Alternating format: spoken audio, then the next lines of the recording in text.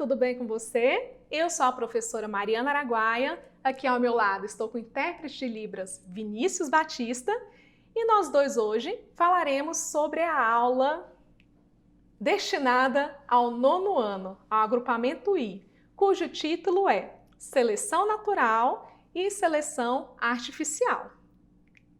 Quais são os tópicos da aula? Falaremos inicialmente sobre as corais verdadeiras. Falaremos também sobre a falsa coral. Uma característica da biologia chamada mimetismo. A seleção de indivíduos, seleção natural, seleção artificial. E, finalmente, as consequências desse processo de seleção de indivíduos. Observe essa imagem. Aqui nós temos uma espécie de serpente que nós chamamos de cobra coral verdadeira. Dessa família aqui, Elapidae.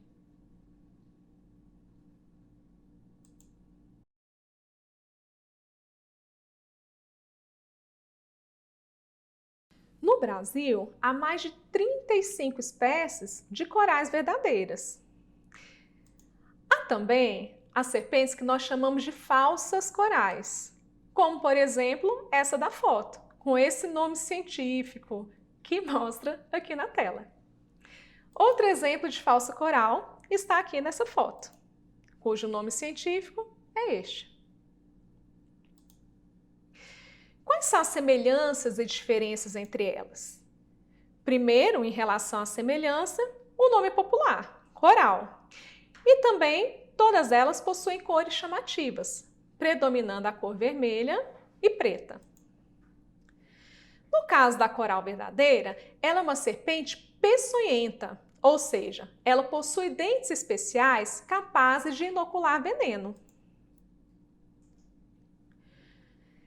Esse veneno, ele auxilia na captura de presas e também na defesa contra predadores. Eventualmente, pode acontecer também o que nós chamamos de ofidismo, que são aqueles acidentes que envolvem seres humanos e algumas espécies domésticas. Em relação à falsa coral, ela não é peçonhenta, apesar de ter aquelas cores parecidas com a coral verdadeira. Essa semelhança reduz a predação, faz com que os predadores evitem aqueles indivíduos que possuem aquelas cores. Quando uma espécie indefesa, parecida com outra que é perigosa, existe na natureza, nós dizemos que esse é um caso de mimetismo batesiano.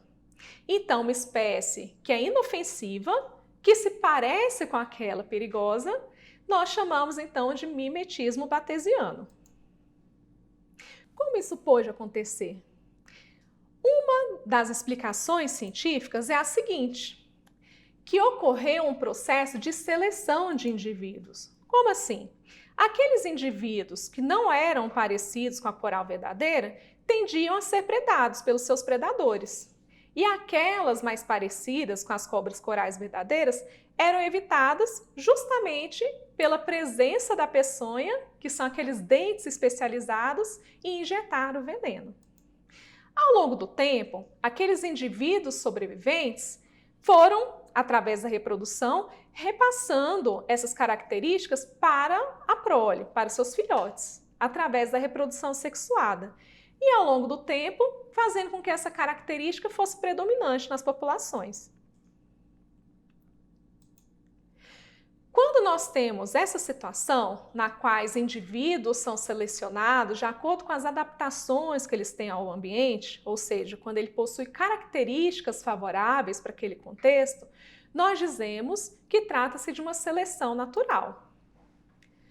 Então, quando prevalece esses indivíduos não adaptados na situação do ambiente que estão, e uma situação em que há aqueles sobreviventes adaptados ao ambiente e eles se reproduzem, dizemos então que aconteceu uma seleção natural. Então, nesse desenho, nós observamos um bico de um predador. Nesse contexto, qual seria melhor? Se eu pudesse escolher ser um desses bichinhos O que eu gostaria de ser? Um bichinho com essa cor que parece com a cor do ambiente ou um colorido? Nessa situação, os indivíduos coloridos, eles têm um risco maior de serem vistos pelo predador. Então, é por isso que nessa imagem nós temos aqui o bichinho verde sendo predado. Mas será que ser verde é uma característica ruim, é uma característica indesejável? Depende do contexto. Nessa situação, por exemplo, em que o ambiente tem a cor verde, será que ser verde reduz ou aumenta a predação? Nesse caso, os indivíduos que têm a cor parecida com a cor do ambiente tendem a sobreviver por ficarem mais escondidos ali no ambiente, enquanto aqueles que têm cor diferente são mais evidentes, tendo um risco de predação maior. No caso do pescoço da girafa, também pode haver uma explicação científica que envolva essa seleção natural? Sim. Então, vamos pensar num ambiente em que nós temos árvores de vários tamanhos e girafas com tamanhos de pescoço variados também. Numa situação em que falte alimento, aquelas girafas com pescoço mais comprido são capazes de encontrar alimento em ambientes mais baixos e mais altos. Ou seja, elas conseguem ter uma maior oferta de alimentos. Faltando alimentos, então, restam somente aquelas girafas com pescoço maior. E essa característica do pescoço grande faz com que geneticamente seja repassada aos filhotes, que por sua vez repassa aos seus filhotes e assim por diante. Então dizemos que trata-se de uma seleção natural. Há também a seleção artificial, que é quando ela acontece de acordo com o que o ser humano define enquanto característica interessante. Por exemplo, aves que produzem mais carne, frutos que demoram um pouco mais para ficarem perecíveis, dentre outras características. Então, chamamos de seleção artificial, quando é o ser humano quem faz essa seleção entre indivíduos. Acontece também, de eventualmente, haver a seleção de características que não são desejáveis do ponto de vista da espécie humana, como, por exemplo, as superbactérias. Através de mutação, pode acontecer de haver indivíduos com algumas características diferenciadas. Características essas que fazem com que elas sejam um pouco mais resistentes. Numa situação em que a pessoa utiliza, por exemplo, sem prescrição médica um antibiótico, isso pode fazer com que alguns indivíduos morram, não todos, fazendo com que aqueles mais fortes tendam a sobreviver, passando essas características para os próximos indivíduos. E nesse sentido, pode acontecer um momento desses remédios não serem mais eficazes para combater uma população muito grande. Chamamos então essa situação de superbactérias. Esses indivíduos, né? Muitas vezes são chamados de superbactérias. Agora, vamos revisar a nossa aula. Iniciamos falando sobre as características dos seres vivos, que ao longo do tempo, elas podem variar. Essas características, elas não necessariamente são boas ou más. Isso vai depender das condições do ambiente para que aquela característica seja vantajosa ou não para os indivíduos daquela espécie. Em algumas situações, essas características que eles apresentam fazem com que alguns indivíduos não consigam sobreviver. E aqueles indivíduos mais adaptados ao contexto do ambiente sobrevivam. Esses sobreviventes adaptados, quando se reproduzem, passam essas informações para as próximas gerações.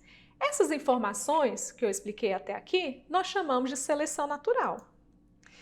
Agora, quando o ser humano interfere nesse processo, quando ele escolhe características específicas para que elas passem para as próximas gerações, chamamos então de seleção artificial.